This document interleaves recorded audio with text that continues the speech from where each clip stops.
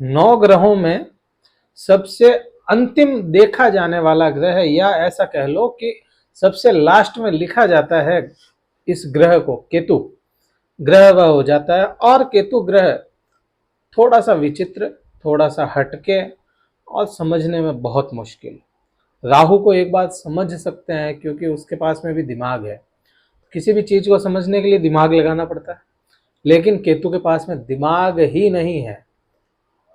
बहुत ज्यादा भ्रमित हो जाने वाला ग्रह, अपने पथ पर चलते हुए भी भ्रमित हो जाता है, ऐसा ग्रह केतु हो जाता है। और मकर राशि पर क्या प्रभाव लाएगा उसकी चर्चा करेंगे। मकर राशि साढ़े साथी के अंतिम चरण में चल रही है, परेशानियां काफी हैं, कैसे कम होंगी? साढ़े साथी का अंतिम चरण है। कई परिस्थितियां पूरे साल में ऐसी बनी, ग्रह गोचरीय घटनाएं ऐसी हुई जहां लगा कि प्रभाव कुछ अच्छा आएगा।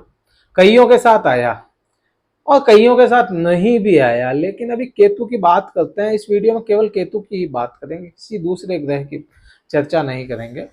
केतु पे बात क्यों अभी कर रहे हैं, उसका कारण क्या हो जाता है?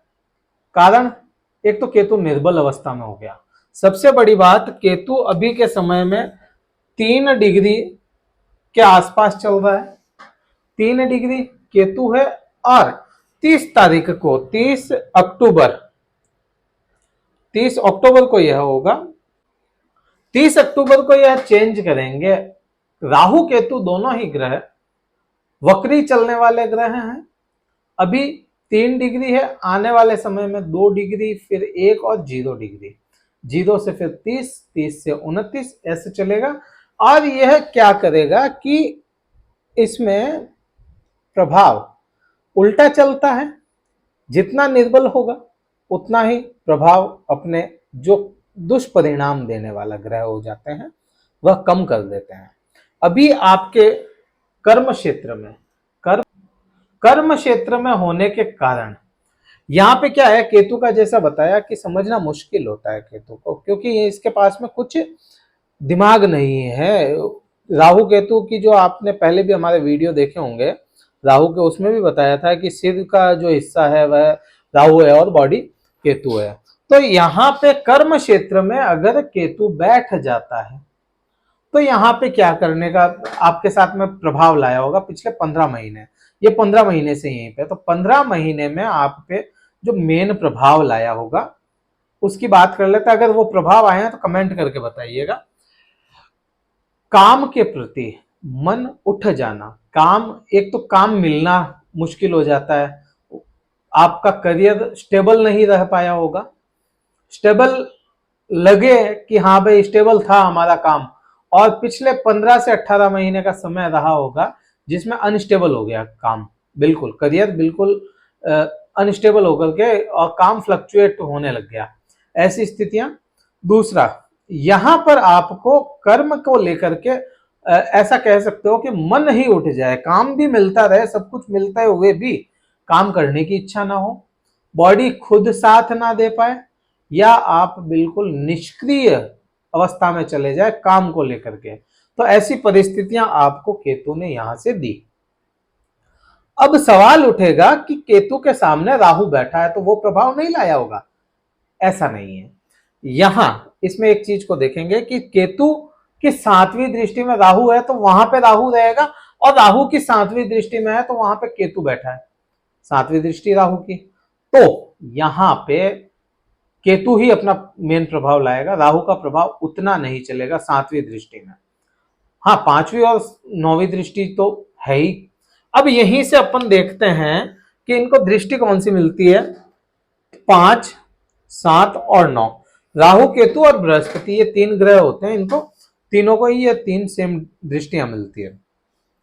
केतु अब क्या करेगा, क्योंकि निर्बल अवस्था में आया, निर्बल अवस्था में आकर के काम के प्रति थोड़ा सा लगाव बढ़ाए, काम के प्रति रुझान बढ़ाए, काम के लिए आपको थोड़ा सा दौड़ भाग बढ़ाए। कर्म कुछ हद तक, बहुत ज्यादा एकदम से तो होगा नहीं कि एकदम से आज ही ये अब निष्क्रिय अवस्था में या निर्बल अवस्था में, निष्क्रिय नहीं कहेंगे, निर्बल अवस्था में गए हैं तो ऐसा तो है नहीं कि जाते ही अपना काम हो जाएगा। धीरे धीरे, क्योंकि यहाँ से चेंज करेगा फिर भाग्य भाव में जाएगा, तो भाग्य भाव को इफेक्ट डालेगा, बेशक डाल सकता है। वही बात हो जाती है, क्योंकि इसके लिए पहले से प्रिडिक्शन नहीं कर पाते। केतु के लिए तो कम से कम, दूसरे ग्रहों के लिए तो बहुत जल्दी प्रिडिक्शन अपन कर भी सकते हैं और समझ में भी आ जाती है। तो यहाँ पे आपको कर्म को लेकर के दिक्कतें जो देखने को मिली वह सारी ही कम होती हुई नजर आती है। अब यहीं से बात करते हैं, जैसे पांचवी दृष्टि है, पांचवी दृष्टि आपके कहां पे आई? पांचवी दृष्टि आई आपके द्वितीय भाव में। द्वितीय भाव यहां बहुत ज्यादा इफेक्ट डाला और इसी की वजह से आपको बहुत ज्यादा परेशानियां देखने को मिली होंगी। पिछले 15 से 18 महीनों में आप अपनी बात किसी को समझाने में सक्षम हुआ करते थे, लेकिन 15 से 18 महीनों के बीच में आपके सामने स्थितियां ऐसी बन गई कि आप चाहते हैं या चाह कर भी किसी को अपनी बात ना समझा पाए। वाणी में दिक्कतें, या ऐसा कह लो बोलते हुए भी आप उसको समझा नहीं पाए। स्थितियां बहुत अच्छी नहीं थी। आपको यहां से कुटुंब, आपका जो कुटुंब होता है, पैतृक कुटुंब हो और पैतृक संपत्ति हो, इसमें भी दिक्कतें देखने को मिली होंगी। अटक गई पैतृक संपत्ति, जिसका दावा नहीं था उसने भी दावा लगा दिया। आपके कुटुंब के साथ में व्यवहार बहुत अच्छे ना रह पाए हो, यही इसका केतु का परिणाम बनता है। अब यहां से ही जो कुटुंब आपको झटका दिया था, कुटुंब ने आपको साइड कर दिया, ऐसी स्थितियां थी, तो वही कुटुंब आपको वापस चाहने लग जाए, वापस आपको बुलाने लग जाए, ऐसी स्थितियां यहाँ पे बनाएगा। पैतृक संपत्ति या पैतृक धन, पैतृक लाभ जो मिलना चाहिए था, वह भी अब स्थितियां धीरे धीरे वैसी ही बनती हुई नजर आती है कि पैतृक लाभ आपको मिलना शुरू हो जाए। सातवीं दृष्टि का हमने बताया कि सातवीं दृष्टि में राहु है, तो वह राहु ही प्रभाव लाएगा। वहां पे केतु इतना प्रभाव नहीं ला पाएगा, क्योंकि राहु है तो राहु खुद भी तो पावर रखेगा ना अपना। अब नौवीं दृष्टि की बात करेंगे। वीडियो कहीं अच्छा लगा हो लाइक कीजिएगा, शेयर कीजिएगा। नौवीं दृष्टि आपके छठे भाव पे आई। छठा भाव, या इसको ऐसे कह लो कि रोग, ऋण और शत्रुओं का भाव है। अब क्योंकि केतु के पास में दिमाग नहीं है, और कोई भी बिना दिमाग वाला हो उसके हाथ में इस तरह की ताकत चली जाए, रोग की, ऋण की, शत्रुओं की, आपकी दुर्घटनाओं की, आपकी जॉब की, ये सारी ताकत अगर ऐसे किसी ग्रह के पास चले जाए जिसके पास में वो ऊपर का माला खाली है, आसान भाषा में बात करें तो वहां पे उसको पता नहीं रहेगा कि कितना इसको क्या देना चाहिए, देखने की स्थिति नहीं है, और कितने डोज का क्या आपको दवाई देनी है या क्या कितने डोज का क्या चाहिए वो पता नहीं रहेगा, तो वो ज्यादा भी लग सकता है, कम भी लग सकता है। वैसी ही स्थितियां, पैसों का लेन देन, पैसा फंस जाना, पैसों का लेन देन बढ़ा करके उलझा देना, किसी को दे दिया पैसा तो उलझ गया, और किसी से ले लिया, देना ही नहीं है, यहाँ पे लेने का भी काम है। अगर किसी से ले भी लिया पैसा तो भी वह पैसा उलझ गया। आप चाहें कि हमें इसको देना है लेकिन वह दे ना पाए, स्थितियां ऐसी बन जाए। जॉब में, विशेष तौर से व्यापार की बात नहीं है, जॉब की बात है।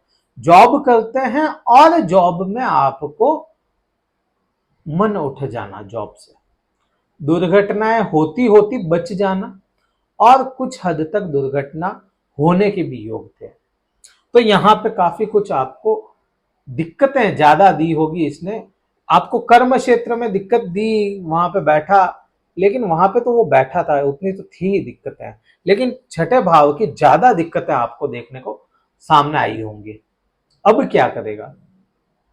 अब यहां से प्रभाव वैसे ही, जो जो दिक्कतें पिछले 18 महीने से, आप नोट कीजिएगा कि 18 महीने से जो जो दिक्कतें आपको थी वह सभी कम होंगी, और धीरे धीरे 30 अक्टूबर तक यह चेंज करेगा।